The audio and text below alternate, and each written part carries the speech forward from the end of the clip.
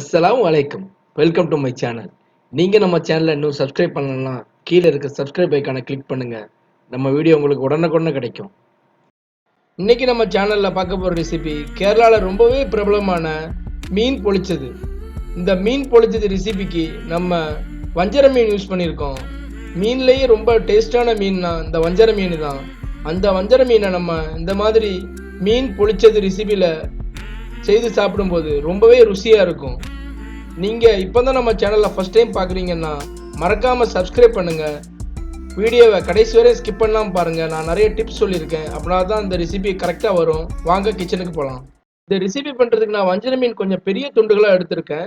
உங்களுக்கு தேவைன்னா நீங்கள் இன்னும் கொஞ்சம் பெரிய துண்டு கூட யூஸ் பண்ணிக்கோங்க. ரொம்பவே சுவையாக இருக்கும். இதுக்கு நம்ம மசாலா ரெடி பண்ணிக்கலாம். வாங்க. இதுக்கு தேவையான மசாலா ஃபஸ்ட்டு ஒரு சின்ன டீஸ்பூன் மஞ்சள் பொடி, அப்புறமா காரத்துக்கு தேவையான அளவு காஷ்மீரி சில்லி பொடி யூஸ் பண்ணுறோம். 1 ஸ்பூன் காஷ்மீரி சில்லி பொடி. இதில் நம்ம எந்த விதமான கலருமே ஆட் பண்ணலை. இந்த காஷ்மீரி சில்லி பொடி இருக்க நேச்சுரல் கலரே வந்துடும். அப்புறமா ஒரு சின்ன டீஸ்பூன் இஞ்சி பூண்டு விழுது. இதெல்லாம் ஆட் பண்ணதுக்கு அப்புறமாட்டு உப்பு ஒரு சின்ன டீஸ்பூன். உப்பு ஆட் பண்ணதுக்கு அப்புறமா கொஞ்சமாக ஆயில் விட்டுக்கோங்க. ஆயில் விட்டு நம்ம இந்த மசாலா எல்லாத்தையும் மிக்ஸ் பண்ணி வச்சுக்கிறோம்.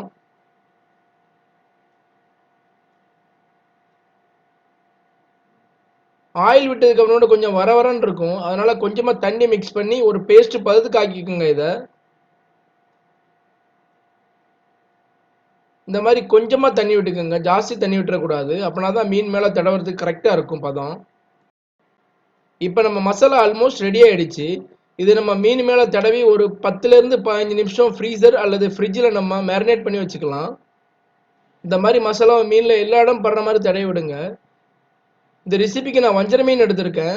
உங்களுக்கு தேவைன்னா வெலை மீன், அப்புறமா என்ன மீன்னாலும் யூஸ் பண்ணிக்கோங்க. ரொம்பவே சுவையாக இருக்கும். வஞ்சர மீன் யூஸ் பண்ணால் அதில் முள் இருக்காது. அதனால தான் நான் வஞ்சர மீன் யூஸ் பண்ணியிருக்கேன். இப்போ இந்த மீனை நம்ம 15 நிமிஷம் ஃப்ரீசரில் வச்சு மேரினேட் பண்ணியாச்சு. இதை நம்ம ஒரு தவாவில் வச்சு ஹாஃப் ஃப்ரை பண்ணி எடுத்துக்கலாம். ஃபுல்லாக பொரிக்க தேவையில்லை. இதை நான் பொரிக்கிறதுக்கு கொஞ்சம் தேங்காய் எண்ணெய் விட்டுருக்கேன். தேங்காய் எண்ணெய் விட்டால் ரொம்பவே மணமாக இருக்கும்.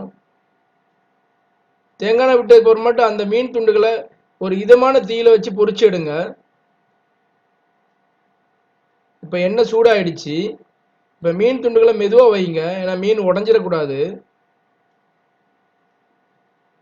தீயை லைட்டாக குறைச்சி வச்சு ஒரு ஹாஃப் ஃப்ரை ஆகிற அளவுக்கு பொரிச்சு எடுத்தால் போதும். ஃபுல்லாக நீங்கள் பொரிக்க தேவையில்லை. ஏன்னா நம்ம இதுக்கப்புறம் நம்ம ஸ்டஃபிங் ரெடி பண்ணி அதை நம்ம வாழை இலையில் வைக்க போகிறோம். ஏன்னா மீன் பிடிச்சது நம்ம ஆக்சுவலாக வாழை இலையில் வச்சு தான் பண்ணணும். அதுக்காகத்தான். இப்போ மீன் ஒரு சைடு குக் ஆகிடுச்சு. இதை நம்ம பிரட்டி விட்டுக்கலாம். பாருங்க, இந்த அளவுக்கு பொரிஞ்சா போதும். ஃபுல்லாக பாயில் ஆக தேவையில்லை.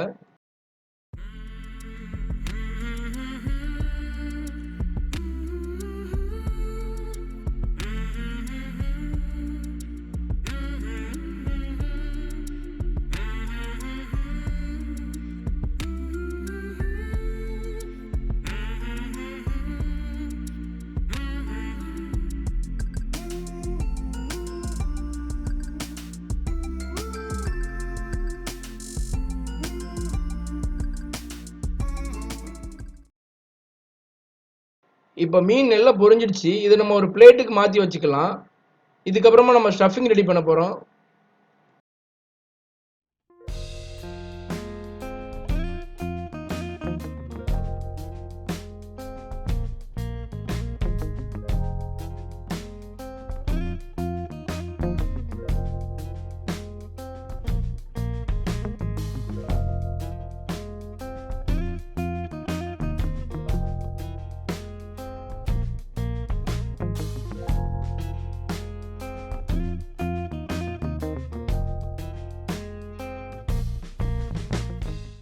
ஸ்டஃபிங் ரெடி பண்ணுறதுக்கு அதே தவாலையிட்டு நம்ம ஒரு நறுக்கி வச்சிருந்த ஒரு வெங்காயம் பொடியாக நறுக்குனது அதை ஆட் பண்ணுறோம்.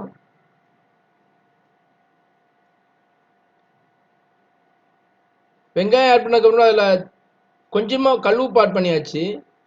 ஏன்னா உப்பு நம்ம ஆல்ரெடி மீன் பொரிச்சதில் ஆட் பண்ணியிருக்கோம். உப்பு ஜாஸ்தி ஆயிரும் நம்ம இதில் ஆட் பண்ணால். ஸோ அதனால் கொஞ்சமாக தான் ஆட் பண்ணியிருக்கோம். இதுக்கு வெங்காயம் கோல்டன் ப்ரௌன் ஆகணும் தேவையில்லை. அதுக்கு முந்தின ஸ்டேஜ்லேயே நீங்கள் மற்றதை ஆட் பண்ணிக்கலாம். ஏன்னா வெங்காயம் ரொம்ப கோல்டன் ப்ரௌன் ஆகிடக்கூடாது. ஸோ அதனால் பார்த்து கவனமாக வதக்கணும் இந்த டைமில்.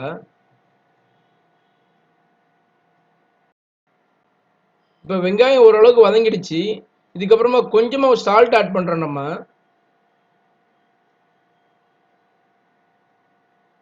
சால்ட் ஆட் பண்ணக்கப்புறமா நல்லா மிக்ஸ் பண்ணி விடுங்க.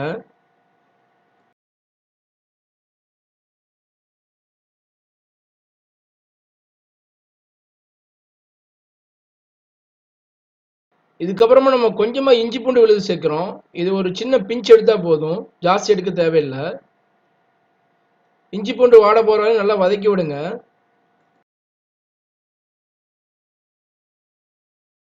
இதுக்கப்புறமா பொடியாக நறுக்கி வச்சுருந்த தக்காளி ஆட் பண்ண போகிறோம்.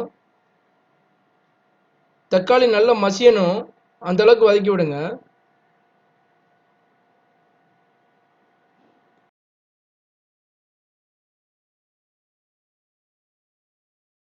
தக்காளி ஓரளவுக்கு மசிஞ்சிடுச்சு. இதுக்கப்புறம் மசாலா ஆட் பண்ணுறோம். ஒரு சின்ன டீஸ்பூன் காஷ்மீரி சில்லி பொடி,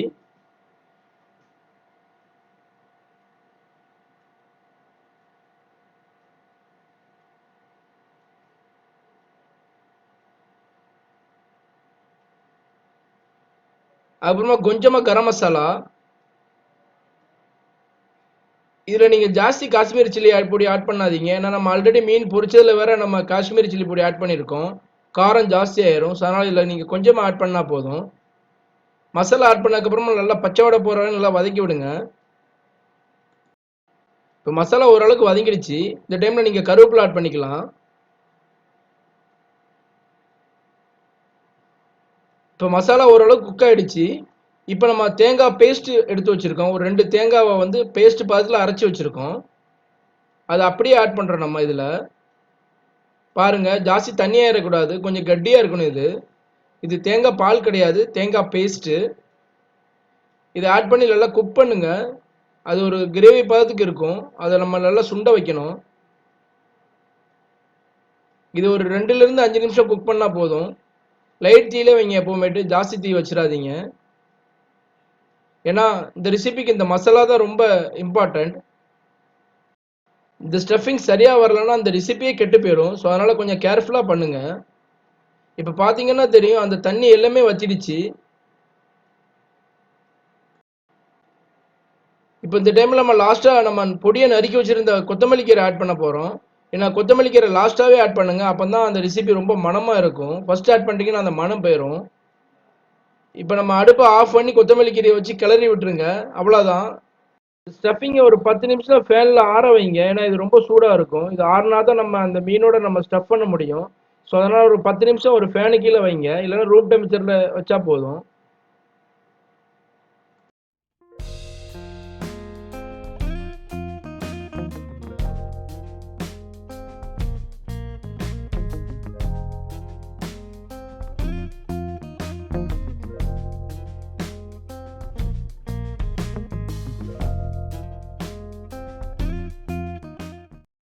இந்த ஸ்டஃபிங் தேவையான வாழை இலையை இந்த மாதிரி தீயில காட்டிக்கங்க. அப்படின்னா தான் அந்த வாழை இலை மடக்க முடியும். இல்லாட்டினா வாழை இலை உடஞ்சிரும்.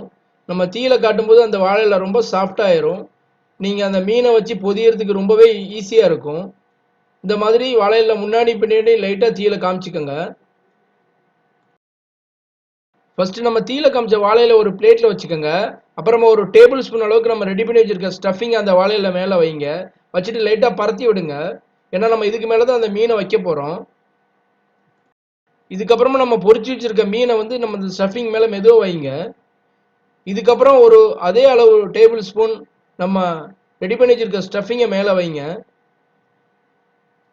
இந்த மாதிரி வச்சு அழுத்தி விடணும். ஏன்னா அப்போ தான் அந்த ஸ்டஃபிங் மீனில் நல்லா பிடிக்கும். அப்புறமா மெதுவாக அந்த வாழையில மடிங்க. அந்த ஃபிஷ் நல்லா கவர் ஆகணும். அந்த அளவுக்கு நம்ம மடிக்கணும். இந்த மாதிரி மடிச்சதுக்கு அப்புறமேட்டு உங்கள்கிட்ட நூல் இருந்தால் அந்த நூலை வச்சு இதை மெதுவாக கட்டிடுங்க. இதை கட்டும்போது அந்த ஃபிஷ் வெளியே வந்துடக்கூடாது. ஸோ அதனால் கொஞ்சம் கேர்ஃபுல்லாக கட்டணும். ஏன்னா நம்ம இதுக்கப்புறம் இந்த வாழை இலையை தேங்காய் எண்ணெயில் பொரிச்செடுக்க போகிறோம். நான் பண்ணுற மாதிரி கரெக்டாக பண்ணுங்கள். அப்போ தான் இந்த ரெசிபி உங்களுக்கு கரெக்டாக வரும். இது கொஞ்சம் லாங் வீடியோ. ஸோ அதனால் எதையுமே ஸ்கிப் பண்ணாமல் பாருங்கள். இது ஒரு ஸ்பெஷல் ரெசிபியும் கூட. இது நிறைய ஹோட்டல்ஸில் கிடைக்காது, ரொம்பவே பிரபலமான ஹோட்டல்ஸில் மட்டும்தான் கிடைக்கும். இதை உங்கள் வீட்டில் நீங்கள் மறக்காமல் இதை ட்ரை பண்ணுங்கள். ரொம்ப ஈஸி தான். பாருங்கள், இப்போ நம்ம அந்த வாழை இலையை மடித்தாச்சு. இந்த மாதிரி எல்லா மீனையும் வாழை இலையில வச்சு மடித்து எடுத்துக்கோங்க.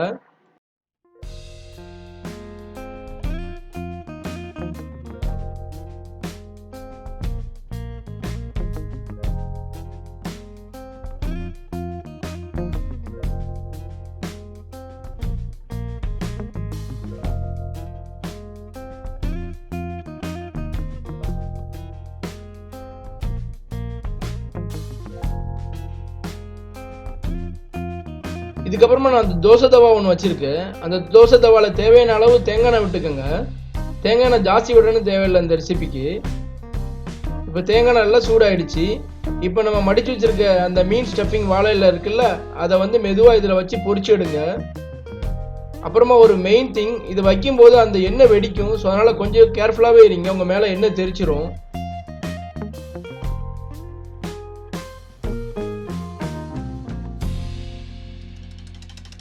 இப்போ ஓரளவுக்கு ஒரு சைடு குக் ஆகிடுச்சு. இது நம்ம மெதுவாக இன்னொரு சைடு திருப்பணும். திருப்பும்போது ஒரு கரண்டி வச்சு திருப்பாதீங்க. நான் திருப்புற மாதிரி இன்னொரு கரண்டி யூஸ் பண்ணிக்கோங்க. அப்போ தான் அந்த மீன் உடையாமல் திரும்பும். பாருங்கள், இந்த மாதிரி ஓரளவுக்கு பொரிச்சு எடுத்துக்கணும் அந்த எண்ணெயிலேட்டு. தீயை வந்து மிதமான தீயிலே வைங்க, ஜாஸ்தி வச்சிடாதீங்க.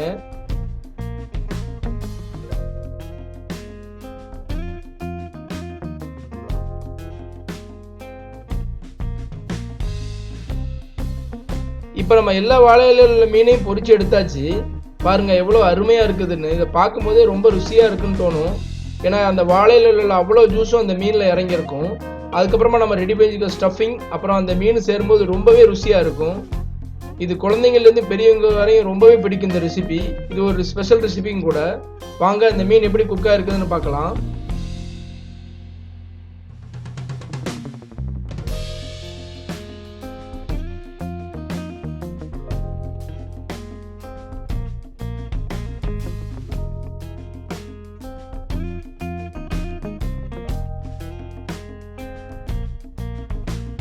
நம்ம மீன் ரொம்பவே அருமையாகவே குக் ஆகிருக்குங்க. இதுதான் கேரளாவில் உள்ள ரொம்பவே ஃபேமஸான டிஷ், மீன் பொளிச்சது. இதை மறக்காமல் உங்கள் வீட்டு கிச்சனில் ட்ரை பண்ணி பாருங்கள். நம்ம ரெசிபி உங்களுக்கு பிடிச்சிருக்குன்னா மறக்காமல் சப்ஸ்கிரைப் பண்ணுங்கள், கமெண்ட் பண்ணுங்கள், ஷேர் பண்ணுங்கள். பக்கத்தில் இருக்க பெல் ஐக்கானை மறக்காமல் கிளிக் பண்ணுங்கள்.